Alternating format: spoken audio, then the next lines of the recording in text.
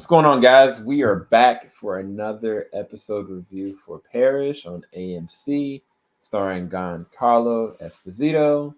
I am here with my co-host on this one, Bizzy Brown. What's up, Bizzy?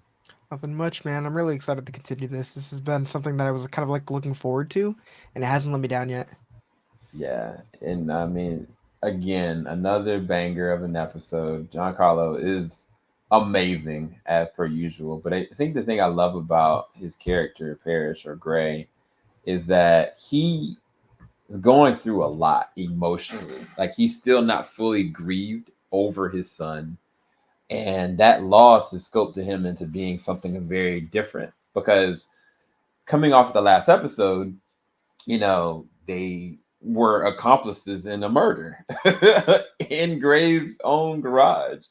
And Gray was just stone faced. Like he just watched it and saw it. And you could kind of see that the ripple effects from what happened to his son is leaving him where we see him now. And so it literally starts off from there. We're trying to figure out what are they going to do with the body and where are we going to kind of progress from there. So initially, him and Colin were kind of just like trying to figure it out and just process what just happened. And then Gray was like, okay, we need to move. We need to go. We need to wrap this up. If we don't do this a certain kind of way, everything can going to trace right back to us. And so they moved the body over to his house. I mean, first off, from a physicality standpoint, Giancarlo was doing a lot with that. Like he picked up this freaking big, like I've got Those a bags are full heavy. pound weight. Like those things are not light. Hmm. Like those are like 100 and some pounds, depending on how they go. And then he went and took a whole. That guy had to be about 120 pounds, roughly 130 Yeah, at it's at least 100. and he took the body, put the body in there, and then picked the whatchamacallit. So I love how quick he is with it. But I was gonna get your take on like how they went and did all that. Do you think this is something they've done before? What did it kind of leave you as far as your impression of them as a team? I mean, I was nervous because it's like I feel like we've had these kind of shows or movies. It's like right when I get out, they pull me back in. Like this man really thought he found it out, and then and he's been out, but getting thrown into something, and it wasn't as simple as just the robbery. They witnessed a murder. They had to clean up the murder, and on top of that, he had to hide the body in his own house, which is pretty. I mean, the whole situation is a mess, but I really like the way they handled it. I'm nervous on how it's gonna play out, but I mean, like these characters that they're introducing, honestly didn't really care for much, but after seeing the way it ended, I was like, okay, like I don't know why I actually felt that death. It's like they I think they're doing a decent job, but I'm really excited to see where it goes. Yeah, I completely agree with you, and I think that how they're handling, I think even the pacing, because I Mhm. mean, you got like two major story threads. You got the crime family, so to speak, and then you got Gray and what he's dealing with his family. And I mean, if you want to add Colin to it, because Colin and him have a love hate relationship because of what Colin did or didn't do. Um, but we'll get to that in a little bit later. But it does go to the family, and basically you find out it is a brother, a sister, and an older brother. And the older brother was the one that killed the lawyer. But the thing that was interesting was the fact that the person that is taking care of everything, the horse, he was like asking his older brother, like, what was the plan here? Why did you do this? And the sister asked the same exact question. And he just gave them this look of disdain, like, I did what I was supposed to do. I handled it. I always handle it. I always take you guys' lashes. And you can kind of tell there's some dissension there. Definitely some jealousy. It reminded me, honestly, of the Lion King. I'm not even gonna lie to you. This is Scar and Mufasa, Yeah, straight up. And and we even got the moment with Scar and what's his name, the little cub. Why am I tripping on the names? yeah, no, yeah. Simba, Yeah, with him teaching him things that he knew he shouldn't be doing. yeah, I mean, I don't know, like it was like he was prepping him for something. But yeah. And yeah, I have some theories, especially the way everything turned out. I mean, I'm actually kind of sad that the actor. well, we'll get to that, I guess, a little bit later. But I did like the dissension that they have. I just didn't think it was going to come that quick. I kind of thought it was going to be a slow rollout because as soon as, like you said, he was working with the son, I was just like, what is he trying to do and what is he trying to prove? And how is this going to affect everybody as a whole? Because we still haven't gotten back to the moment that we see Parrish um, from the first episode, like him in that Porsche and getting away or trying to get away, and the cops are holding him up. We still haven't got to that point yet. But fast forwarding back to Parrish, he's cleaning out the rest of the stuff out of the freezer. He goes and literally his wife is like, "Oh, we're selling the house. The house is on sale. We got somebody here, and your daughter just screwed up. She got in trouble for fighting." And his brain works so fast because he used that to be like, "Oh, I got a cover. Sweet." Like you can tell he's definitely kept a lot of secrets, stolen some things, and used lies to kind of get his way. But he still decided to kind of be a dad in the moment. He still tried to provide something for the family. He cooked for them. The wife and the daughter still are kind of navigating their own emotions with him, and because of how he's been acting from the first episode.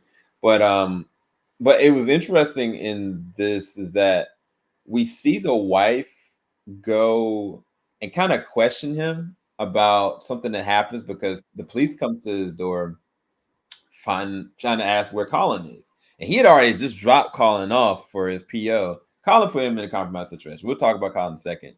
But the wife was really jaded at the fact that she feels like he's lying. Um, and the way that he kind of told her after the fact, she was like, "Oh, that was easy? Why didn't you just do this the first time?" And yet she's got her own secrets. She's looks like she's got a gun just kind of hidden away. So, what was your take on the family aspect of this episode? I mean, it's just sad. Like she doesn't feel safe in her own home, and obviously he can't feel too safe either. I mean, the tension is obviously there, and I think the daughter feels that, which is clearly why she's acting out. There's just so many things going wrong with his family, and for him to, of course, not purposefully, but to find his way back into that life of crime, which is going to keep him, keep him distancing himself from the family, is just going to make things worse. Um, it's bound to fall apart. Something terrible is going to happen before this season ends, and it's just going to be terrible. But again, with him having a different employer, if you will, as of now, because I'm pretty sure the brother's going to be in charge now. Mm-hmm. It's not good news. It's not good news, but I'm really, really, I'm anxious to see where it goes. Like I'm rooting for him, but I'm scared. Yeah. And I mean, I'm trying to think why she would have a gun. Um, I can't really place that. That part of the puzzle doesn't add up because why would she feel the need to have a gun and keep it safe? There had to have been some kind of situation that made her feel like she was unsafe hmm or that something was going to go down. I mean, her son did, get murdered, so there's that. But Yeah, that's the thing. Like how, why, by who, and I mean, from I think his sister, Gray's sister, I think that it kind of left a impression that there was some other stuff outside of just stealing stuff that they were involved in. So I'm curious to see where that goes. But going back to him and Colin, they go and take the body out to this amusement park area, and me and Bizzy were kind of talking about what they may be gonna do with the body. And of course, they drop it out in the swamp area, and probably the gators gonna get to it. But unfortunately, they get stuck. The car gets stuck, and so they can't really get out. And they get into this heated argument about how the fact that Colin never prepares him for a situation they about to get in. I mean, just like kind of, I mean, it's really on him too. It's not just on Colin because why wouldn't you just ask Colin straight up, like, who are these guys and what do they do? I feel like he did ask, but he didn't press him. He kind of was just like, oh, I'm desperate. I'll go ahead and just do it. But Colin was like, yeah, they're into trafficking. What? Human trafficking. Really? And he just kind of goes off. because it was all a build up. Like he blames Colin for putting him in that situation, but he really, I think, really blames himself because as soon as he kind of storms off, he kind of goes to different areas that he remembers playing with the kids, and he goes back to boxing. He just starts to reminisce over his son, and I think honestly, this is where the acting comes in from Giancarlo Esposito. Like he's doing so much emoting while at the same that time maintaining a character that is very precise. Like he assesses things very well. But what did you think about some of the flashbacks and I guess even like the emotional acting that's kind of happening in this episode? Well, right away, I mean, obviously, the cast behind this, we knew there's gonna be some serious acting, but as soon as we get the flashbacks, we see Giancarlo Esposito in his bag. Immediately, like, I mean, just his emotion, his expression, everything. But to see the cop that was there the night that his son died, being the one to question him at his own home, of course, I feel like it's gonna like cause some problems, I believe, in the next few episodes. Because now that that guy's on the case, any single time Gray sees him, he's gonna immediately think of that night. Which I feel Mhm. like the fact that he hasn't entirely mourned the situation makes him a little on edge, makes him a little like, I don't want to necessarily say fragile, but yeah, fragile. So and even the sister said this, like, we don't know what he is going to do. We don't know how he's going to react to certain situations. He's a liability. He's extremely like mentally unstable kind of in this sense, cuz we don't really know what is going to kind of tick him off, and anything could at this point, specifically because of all of this craziness that's getting thrown to him at the same time. I mean, something's going to make him snap, and it's not going to be good. Yeah, no, I completely agree. I I feel like from the point that we know that he he really doesn't trust the cop for some reason. Like it's almost like when he looked at the cop, he was like, "Yeah, I remember you." As if he was responsible, yeah. Yeah, and I'm kind of just like he hasn't shown really any kind of malicious intent or anger towards anybody. Really, he's been reactive and he's kind of like held his ground. But he even when like the cop kind of was like, "Well, hey," you asked him a question, like he's like, "Goodbye." He slammed the door in his face, and the wife looked at him like, "Really?" Yeah, because he was Um, like, "Hey, I'm looking for a new spot. I saw the for sale sign. Do you mind if we take a look around?" Which is obviously an attempt to search his house without a warrant. yeah. But I mean, I totally get it. I mean, I don't know if there's gonna be some flashback that reveals there was more to his son's death than we, don't know. Maybe they tried to attempt to reach out to this cop. He said it was nothing because the cop clearly recognized Gray when Gray was on the crime scene because he was like, Mhm. "Let me through. That's my son." He's like, let him see," and he Right. said, "Let him see," as if like he knew he was expecting it. You know what I'm saying? Not like, oh, like, you don't want to see this. He didn't try to prevent it. He just straight up told him to go, as if they had some, familiarity with each other already. So I don't know if they're gonna reveal that, he knew something was up, and maybe Gray kind of blames him for not reacting. I don't know if I'm reading too into it, but I am excited to see more of that relationship. No, I think that's a really fair point. And what would be interesting if it's like Gray was he used to be like an undercover cop or something like that, and just Oh, got in too deep. Because I mean, the thing about it, it's like when he knocked on the door, the cop didn't be like, "Hey, how you doing, Mr. Gray? It's good to see you again." Like he didn't say any of that. Gray identified him and kind of said something, and it's kind of just like, why wouldn't the cop have said something like out of respect? He didn't. So that's weird. Like you don't do stuff like that unless you're trying not to blow somebody's cover. But I don't know. I don't know. Yeah, we might be reading too much into it, I think we are, yeah. but it's But that's the fun of this, man. making the story better than it actually is. But anyway, fast forward to that. Colin and him, coming to reconcile. They get the car out after a few hijinks and MacGyverance and stuff. It was just really weird. But you know, they go and head back to the gangster's spot and they let him know we took care of it. It's all good. And basically, Gray kind of gives Colin a pass. Like he's like, no, like he helped. this money is due to him. Like, you can go, Colin. And everything seems okay. But before they got there, the brother and sister, all three of them were talking about Gray, and they were talking more about the fact that he's grieving, and we're having him do runs. Like, should we trust this guy? Like, what if he double crosses us? And long story short, the horse kind of really wants Gray to help him out. Like, he wants him to drive for him. He wants him to do other things. And Gray's just like, bro, I just want to get out. Like, I'm good. I don't need this, with all respect. And he was kind of like, no, I need you to drive me.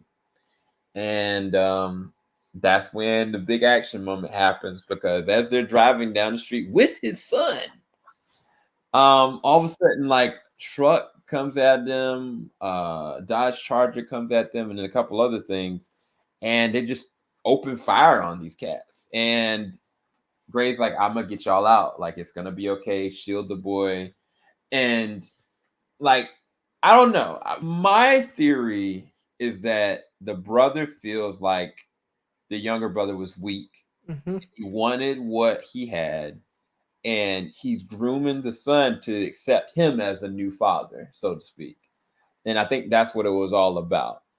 And I mean, what would be more messed up is if their dad actually was the person that told the older brother to do that. God. Um, but again, we might be making the story better than it actually is. But anyway, so the chase scene goes on, and John Carlos' character gets the boy out. Like, the dad provides cover, suppression fire, and it looks like they're gonna maybe get out. I was kind of like, Gray, you need to find a car, bro. But they were just in a place of desperation. They literally had to hide out in the graveyard. I think that might be the same graveyard they used in the originals. Anyway, they they long story short, the dad gets shot, and he's just bleeding out, and I guess he's dying. I don't know, but what's your theory on kind of who set all that up, and then how'd you take on the action side of that, how they filmed it and everything? I don't know. I mean, again, I'm still kind of caught off guard that they kind of got rid of him so soon. I truly, I know you were throwing out a lot of theories, but I don't know. I want to. I just I don't like when they do this. I mean, we're introduced to such a great talent. Like, this dude was like, he kind of stole the scenes when he popped up. The Yeah. sense of power when he kind of would hop on screen. It was you felt it. So I'm just kind of caught off guard that this is it. Like, it makes sense, but it's tough. But I know you were talking about the father earlier. I know this is a little off topic, but you were talking about how the father, you feel like he could have been okay with it. I was under the impression that he kind of passed, but it does make sense that they're kind of in new territory. Maybe he's in charge of what's going on over here and his father's over there. I don't know.